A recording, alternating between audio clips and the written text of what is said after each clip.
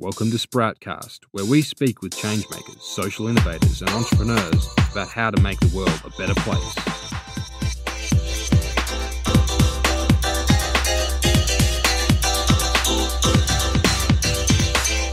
And now, here's your host, Julia Duffy. Welcome back to Sproutcast. My name is Julia Duffy, and today we're speaking with Erin Lewis-Fitzgerald of Bright Sparks Australia.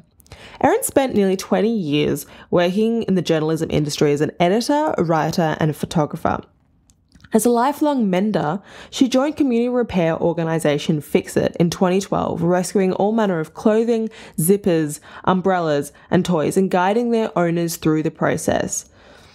This year, she started Bright Sparks, a new social enterprise that reuses, repairs and recycles small electrical appliances to keep them out of landfill.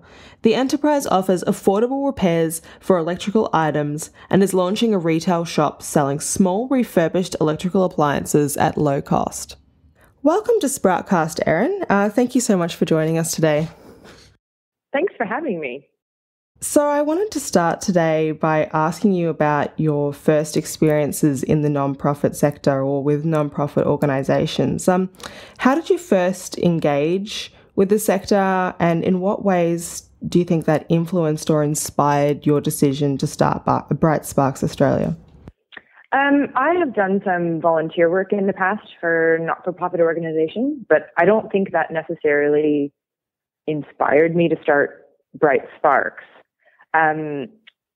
Bright Sparks was an idea that I found out about in London, and I thought it made a lot of sense. And so when I started to come up with a business plan, I chose not-for-profit because I think, two main reasons. One is we're never going to make massive profits. So there's kind of no point in actually trying to strive for that.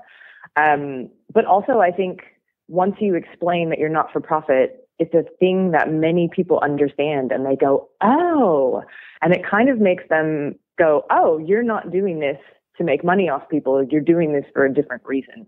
And I think it kind of sets that tone of, this is the kind of business we are. We're a business with heart. We're not doing this to try and, charge you $1 million for a repair or something like that.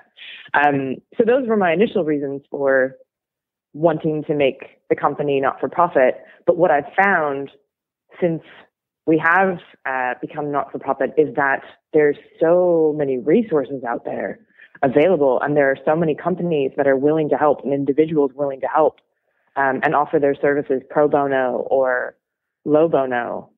So it's a lovely blessing. It's almost like there's a secret underground world once you become not-for-profit of things that are available to you. And so could you tell me a little bit more about the mission of your organisation? And you mentioned that's connected to another organisation that you encountered in London. Is your organisation similar to that? How did that kind of come out of the other organisation you encountered? So I might go back chronologically. That's okay. It's a little bit easier to explain that way. So my background is in journalism. And I worked in journalism for nearly 20 years and quit my last job. I was a newspaper editor and decided to take a break. And around that time, I was repairing clothing with a local community organization. So I fix things like clothing and toys. Toys are one of my favorite things to fix. I can do broken umbrellas and zippers and that type of thing. And so I was really interested in repairs, had no idea how to do electrical repairs. And I noticed when I was coordinating some repair workshops that people would bring electrical appliances for us to fix, but we weren't very successful at fixing them. So a lot of other stuff we were good at, but the electricals, it was really complicated. We didn't quite have the expertise or the parts. And around the same time, I saw a video about Bright Spark in London. Someone had shared it on Facebook.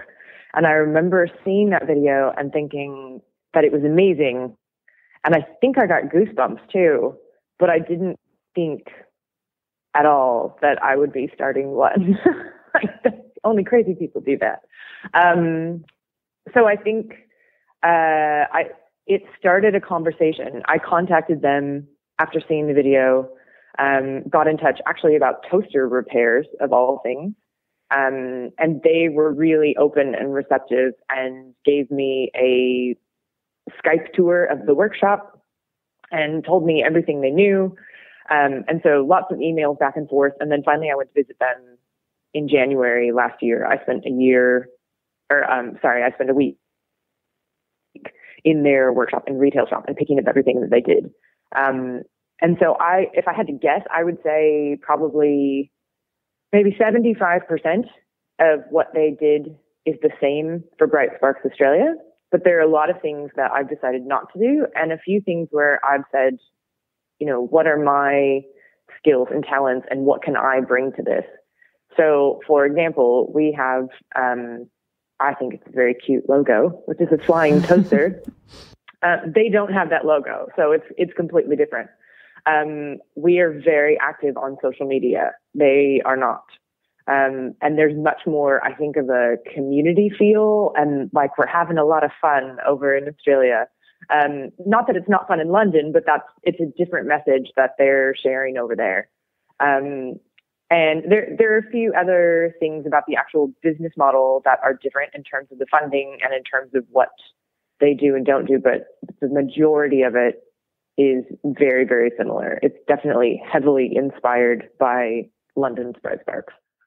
Wonderful. So you mentioned just now the funding and business model of the organisation. Could you tell us a little bit more about how that works? I think that's something that a lot of people starting out really struggle with, and it can be, it's a real challenge in the non-profit sector, I guess. So how did you kind of work to conquer that? Funding is really, really tricky.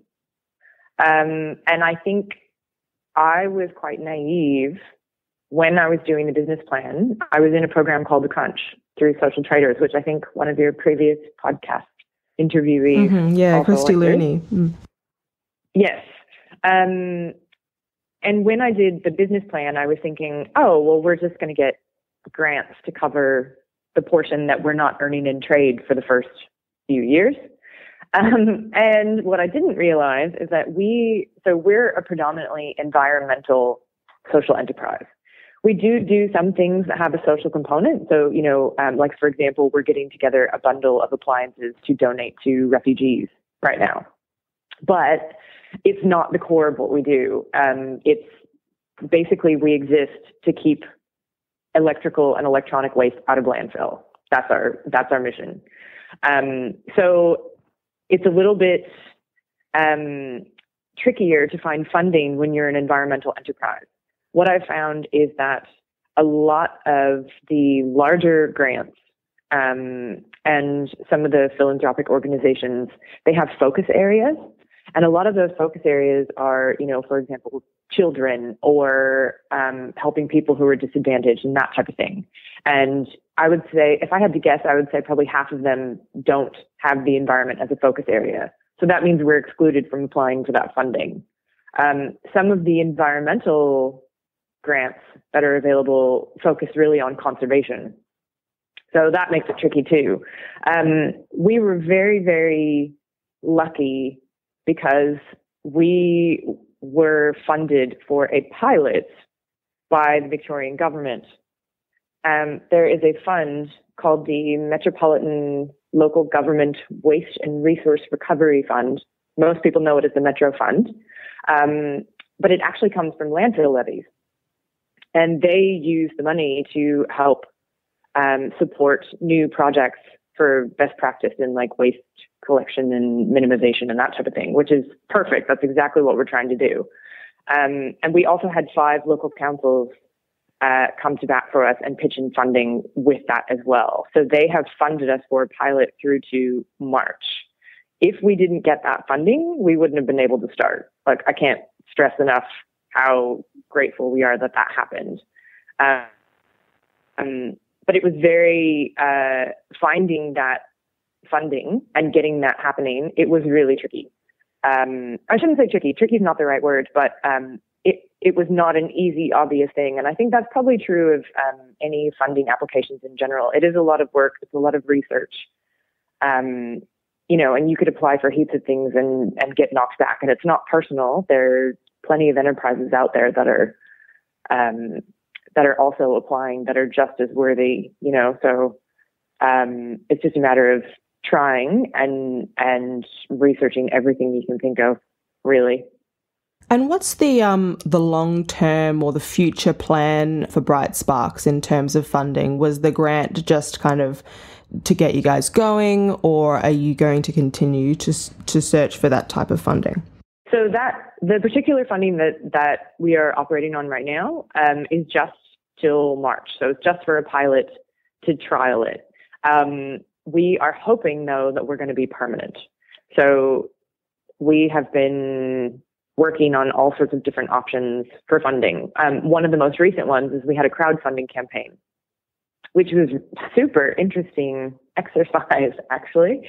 I always thought, oh yeah, we'll do a crowdfunding campaign one day. And then the opportunity came up sooner than I thought, would have been the time to do it. But it was really, really interesting because we raised just over $10,000 in our crowdfunding campaign, but we got 99 individual donations.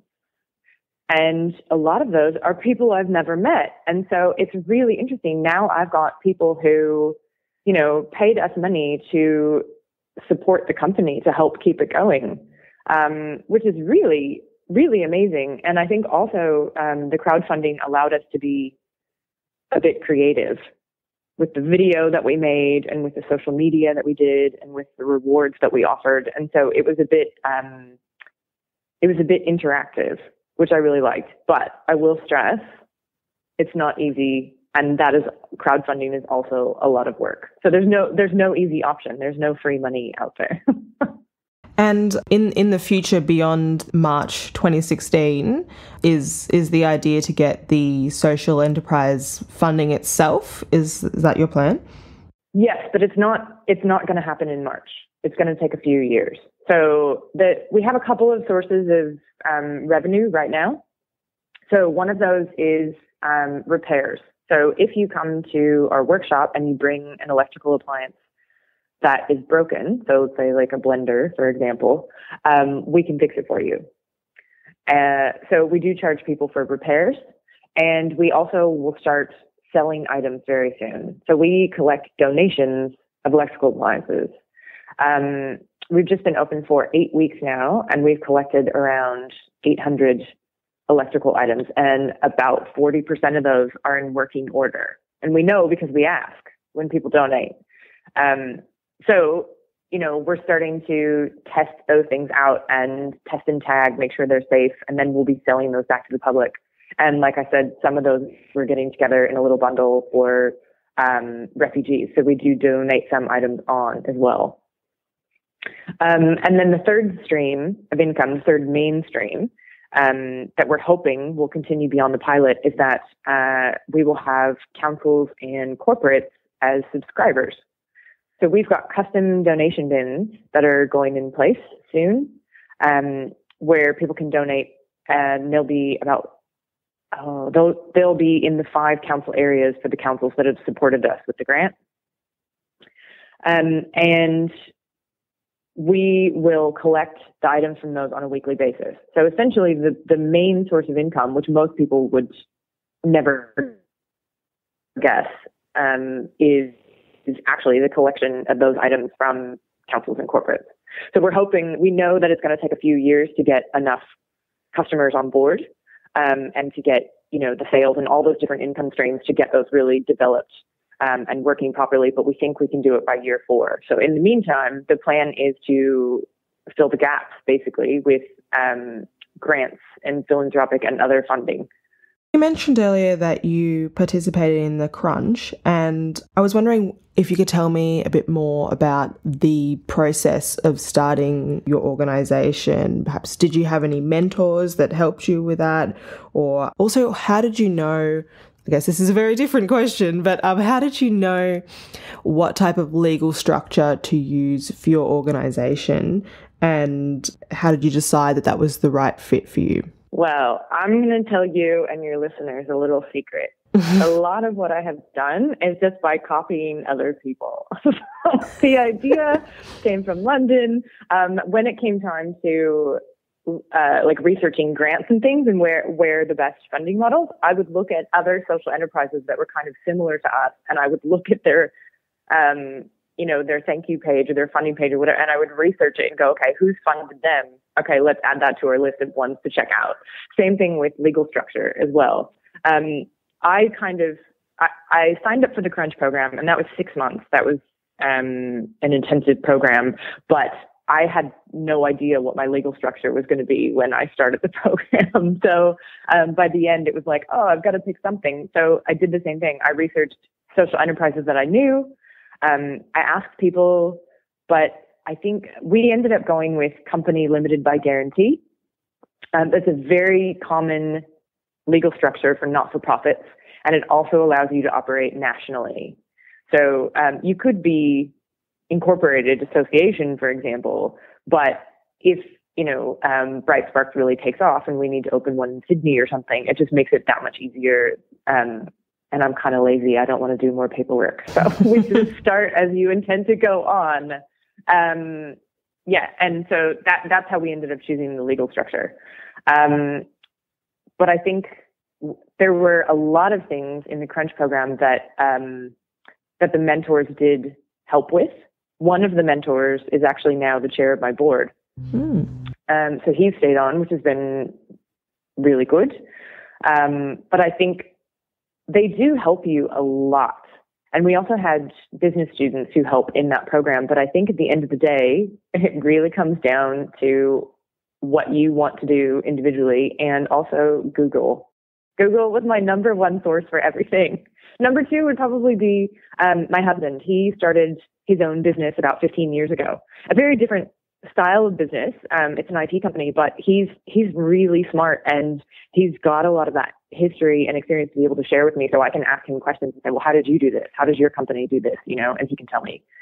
Some of that, I guess, insider information that you may not have if you don't necessarily have any experience in business. Yeah, and I think a lot of it, I'm kind of laughing when I say Google, but really, a lot of it is just researching and comparing. So, but I do this all the time. It's probably how my brain operates. We were researching banks to sign up with. I had a spreadsheet of every bank and, what they could offer us and what the fees were and all that kind of stuff. And I do this a lot. I've done it for locations, and I've done it for all kinds of other things too. So I think it's probably my journalism background.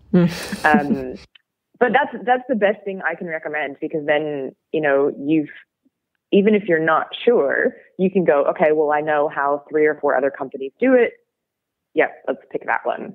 And it just makes it a lot easier if you don't have to come up with the idea from scratch, if you can find out what other people are doing first. And is there anything in the process of starting up the organisation that you would do different now, looking back? Oh, that's a good question. I don't think so. Because I think, I could be wrong here, but I think when it comes to starting a business or starting something new, the less you know, the better sometimes. Because if you actually knew what you were in for, nobody would start anything. It would never happen. And so I think if I knew as much as I know now, I don't know that I would want to change anything. I think it's better to have that passion and the enthusiasm and just do it. And I'm still learning. Every single day I learn stuff. And that's one of the attractive things about doing this for me, is that I'm constantly learning on the job. So I don't think it's, you ever stop doing that. One of the next questions I was going to ask you was actually whether you think there's anything that someone in the position of starting a new organisation or something, that a lot of people starting organisations don't realise or don't know, and they probably should. But it sounds like you actually think it's better for them to not know some of those things. Well, no, I say that, but I also think it's really important to do as much research as you can. So market research, for example, and that could be, it doesn't have to be a formal survey, but there were a couple of different times that we did market research. One of them was just at a shopping center where we had a couple of survey questions, and the survey itself wasn't necessarily that useful, but we noticed there was one particular question that people kept answering in a certain way. And you learn stuff from that, and you're able to go, oh, why is everyone telling us about this? This is really interesting. And so then that kind of turns in, then your next survey might actually have different questions in it. But if you don't start asking, you're not going to find out. And I know a lot of people who have gone to start social enterprises, and then they don't realize until a couple of months down the track that there's actually no market for what they're doing, or they're not going to find funding, or there's a major competitor who they didn't realize was out there, or they can't possibly offer their service for what people are willing to pay, that it's much more expensive than what they think. So if you don't research that stuff beforehand, then you can end up really struggling. I think with Bright Sparks, there's a certain element of, I've done a lot of hard work and a lot of research, but at the end of the day, we just had to pilot. You can just have as many business plans as you want, but you still don't know until you actually open the doors and start interacting with people. You really don't know what's going to happen. So that's another thing to keep in mind, that the sooner you can start, the better. And so there's actually a few social enterprises I can think of that went through the Crunch program that were already trading before they started the program. So they might not have been trading as a full business. It might have been someone selling products online, or offering a service, or that type of thing. But you're already getting really useful information and finding out, do people want to buy the thing that I have to sell? Can I sell enough of these to actually make a business work? So if you can start doing it and start having customers, and then that's going to be so much better. It's very important for non-profit organisations, and I guess for any business really, to be able to communicate with customers or with stakeholders about what they're doing, about what they have to offer. And so I'm interested to know about how you communicate your organisation's purpose and what your organisation has to offer, and whether there's, I guess, a strong plan behind that. I know you mentioned that you have a lot of involvement in social media, and I was wondering if that was part of a larger strategy for communication and kind of what that looks like. It sounds kind of evil to say social media strategy like that. It's terrible. I know, but I know what you mean. And yes, there is a strategy, but it sounds so manipulative. Well, there's a couple of things that go into that. So when I quit my journalism job, and right before I started really thinking about Bright Sparks, I was diagnosed with breast cancer, and I'm fine now. I've been in the clear for 3 years, but that really made me rethink things. So not just what I wanted to do with my life, but it also made me rethink, I just wanted to have fun. Fun is just a huge component of what I want to do. And I think starting Bright Sparks on my own, I don't have a partner who's gone into it with me. It's given me a lot of creative license to just write what I want sometimes. And at first it felt kind of goofy. I would write, because if you have a look at our social media posts, they're kind of, I don't know, to me, it looks like a very excited teenager is writing. I need to stop using exclamation points. It's very exciting, everything. But I think at first I started doing that, and I thought someone would be like, oh, you need to tone it down, Erin. But nobody did. And then the point when I really laughed was when I was interviewing right after we'd put together our board. I had just interviewed board members, and I said something, and they said, oh, that is so on brand. And it was just the crazy thoughts in my head, and the crazy thoughts in my head, these whatever I thought was funny on that day has now become the brand, which kind of feels like the greatest scam I've ever pulled off. So there is a strategy, but the strategy is more, I don't want to preach the environmental message. We're doing what we're doing to save this stuff from landfill. That is the number one reason we exist. But I don't want to spread the message to people that they should feel guilty and that's why they should bring us stuff. Or, I don't want to talk to them about all the problems. They know that stuff. And I feel too, like many people I've met care about the environment, but it's just part of everyday life. It's in the background. They don't necessarily want to shop at a store that sells environmental goods. They don't necessarily want to read a magazine that's about environmental ideas. They just do it and get on with it. And so my strategy is more about don't make people feel guilty. Don't worry about that stuff. We're just doing what we're doing. We're going to get it done, but have fun with people. Really enjoy it. Engage with people. Sometimes we give people high fives. And when people come in, like I would say most of our visitors to the workshop are absolutely delightful. Some of the nicest people I have ever met, and very funny and entertaining. And so we often have long chats in the workshop. And so I don't know exactly what's created that sort of atmosphere. I don't know if it's, if I can say that, yes, I created that, or it kind of is a thing on its own. I'm not really sure. But the main emphasis is fun and is making sure that people understand that we want to engage with them. We're not just a company who's doing stuff and sitting in the background. Like we want to actually interact with them. And I think having supporters is just as valuable as having customers. Wonderful. It sounds like you're really developing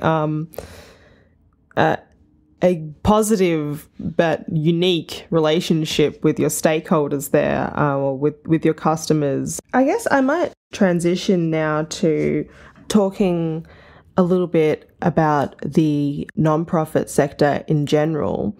For someone who's thinking about getting involved in an organisation or just getting involved in the sector, did you have any advice for maybe starting places for how to contribute or to get involved? Volunteer, volunteer, volunteer. Number one, I tell everybody to volunteer. And one of the main reasons is that there is a lot of job satisfaction. Anything that you do pretty much will be appreciated by the organization. And you don't necessarily get that at your day job.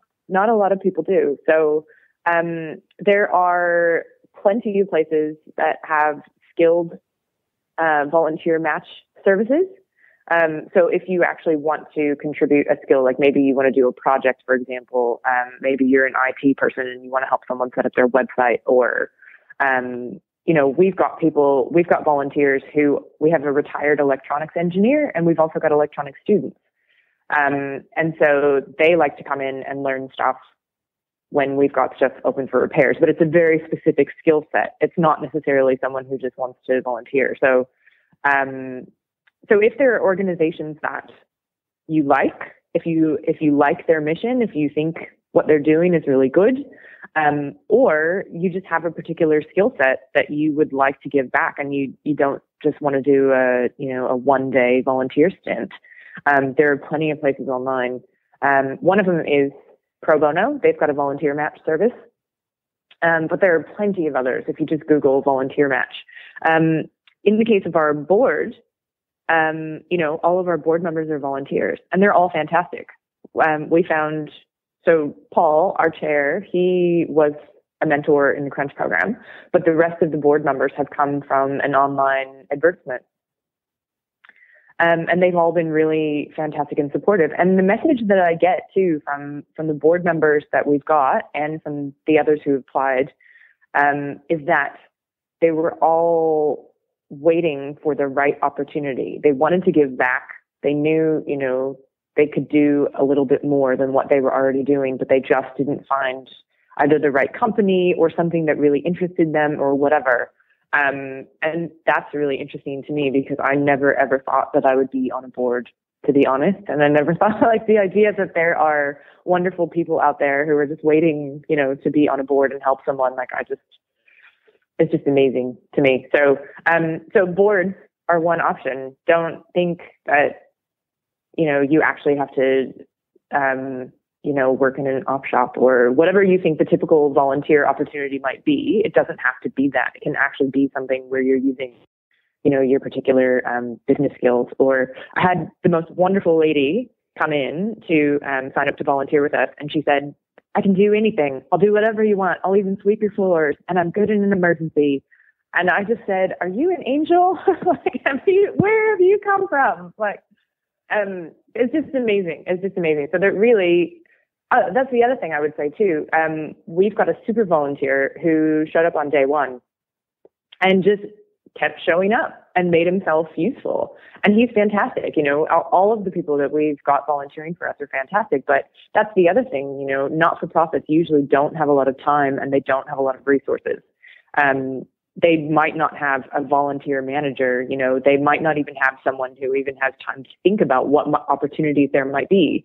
So if you are really keen and you show up and you're just persistent, that makes a huge difference too. Just make yourself indispensable. In the volunteer work that you've done in the past and in the research you've done in starting Bright Sparks Australia, were there any organisations that you encountered who particularly inspired you, or that you thought, wow, I can't believe what they're doing, and that I guess that you'd like to share with other people and you think people might not know about the work that they're doing? Oh, there's so many amazing organizations out there. So many. So I think the important thing is, if you're going to find a good fit for a volunteer opportunity, find something that you are personally passionate about. So one of the places where I used to volunteer is Wesley Do Care. So they have a list of people who are either frail elderly and socially isolated, maybe they're disabled young people, and the only people they really come in contact with are carers. So they just need someone to be a friend, just listen and have a cup of tea, once a week. And I think they do amazing work, and I really enjoyed my time with them. I think one of the things for me, with my experience with Wesley Do Care and with my experience with Fix It, the community repair organization, is I absolutely loved what I was doing, and I got a real buzz from it, but I also found it kind of emotionally and physically draining sometimes, because I was volunteering on weekends, and then during the week my job was very stressful as well.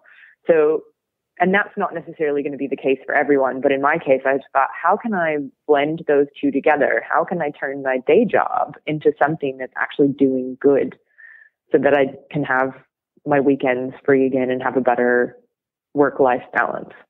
And I think that's just as good a reason as any to start a not-for-profit.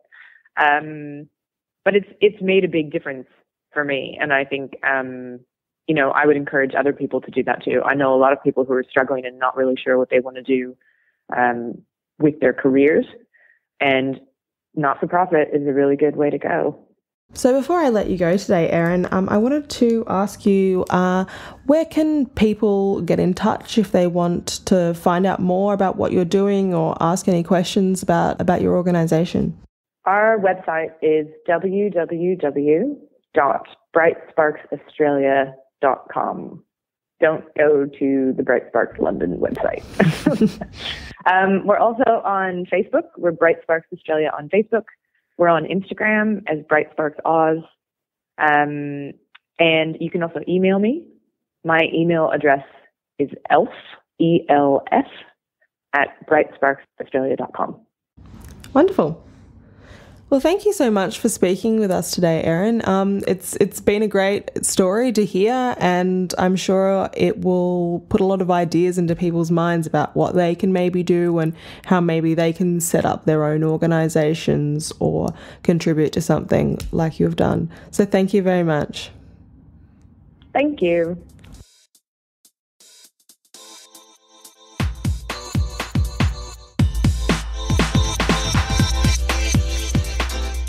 The Did you enjoy this episode of Sproutcast? Visit sproutcast.net to sign up for our newsletter. The newsletter includes copies of the show notes and additional content from each episode.